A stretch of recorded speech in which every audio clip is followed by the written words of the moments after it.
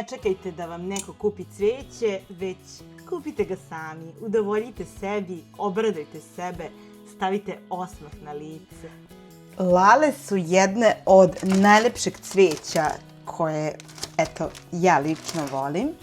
Jedina mana im je što jako kratko umeju da traju i što vrlo brzo propadaju, ali uz ovih par trikova koje ću vam pokazati možete da produžite njihov životni vek na nekoliko puta duže i moje lale uvek traju otprilike, zavisnosti od toga koliko sam ih sveže kupila.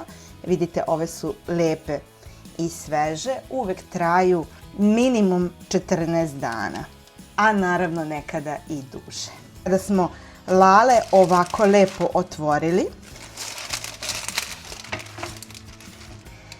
prvo što ćemo im uraditi je svakoj lali ćemo otkloniti ovaj donji list. Taj donji list joj nije potreban i time ćemo joj osloboditi kiseonik i na taj način će ona moći mnogo bolje da poprima vodu. Znači sve donje listove skidamo, iako možda malo lepše izgledaju i cvećari ih uvek prodaju baš sa tim donjim listom, ali vidite, on je skoro zatvorio ovu lalu. Kako bi ona prodisala, mi ga skidamo.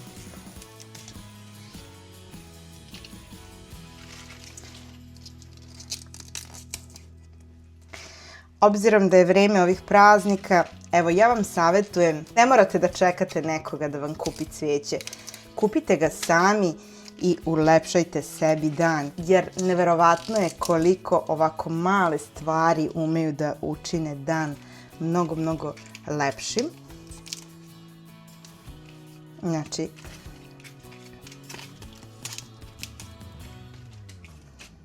ostalo nam je samo još par.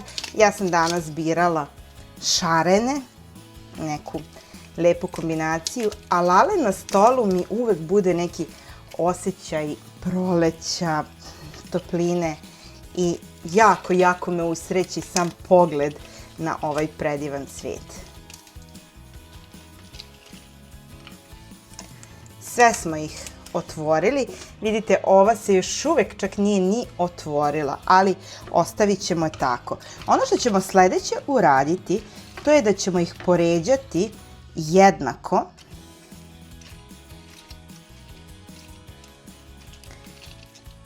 I zatim ćemo da odsečemo same ivice. Ovo možete da uradite i makazama, a možete da uradite i jednim finim oštrim nožem, kao što ću ja to danas uraditi. Lale sečemo uvek ravno, jer na taj način one najbolje poprimaju kiseonik.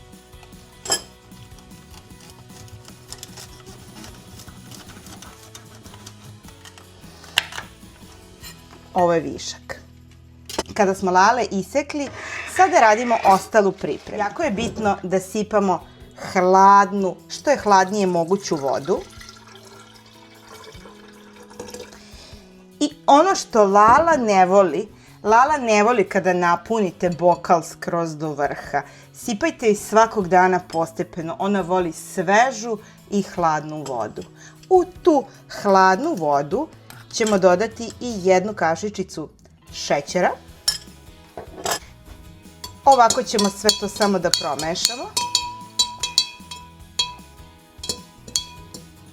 I kada smo sve to promešali, dodajemo jedan metalni novčić. Metalni novčić čini čuda kada su lale u pitanju. A sada ćemo uraditi i poslednji korak, predstavljanje u samu vazu.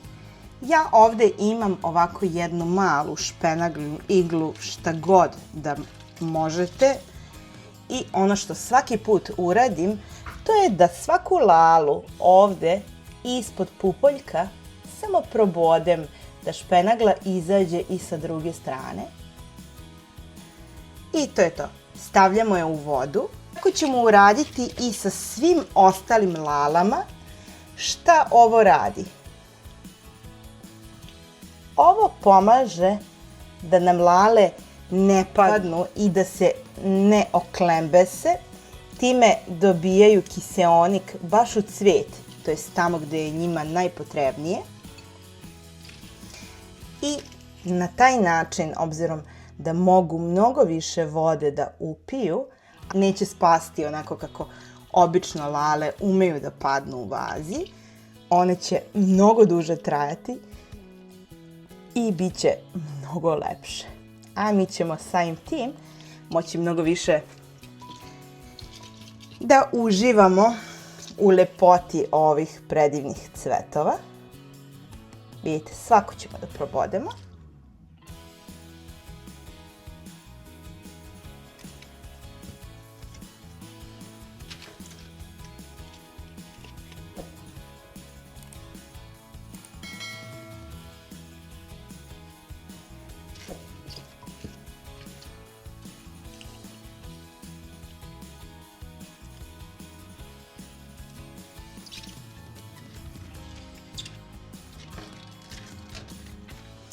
Čak i ove koje se još uvijek nisu otvorile i do njih ćemo doći ovako. I samo ćemo ih malkica bocnuti. Jer njih ne povređujemo na ovaj način. Samo im oslobađamo taj kiseonik koje one mogu kasnije da poprime. I na taj način im produžavamo život.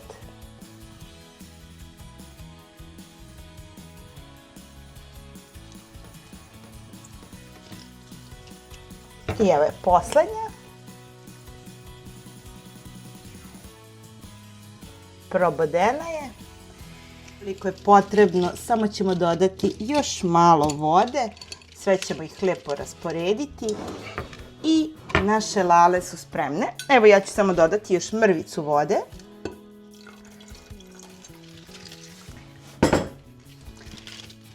Pa ukoliko vam se svidio ovaj video, ne zaboravite da ga lajkujete, ne zaboravite da se subscribe-ujete na moj YouTube kanal i pišite mi u komentaru ukoliko i vi imate neki dodatni savjet i podelite sa nama kako da nam lale ostanu što duže svežije, kako bismo svi zajedno u ovoj našoj maloj zajednici mogli da uživamo u ovom predivnom cvijeću što je duže moguće. Ljubim vas puno, ćao!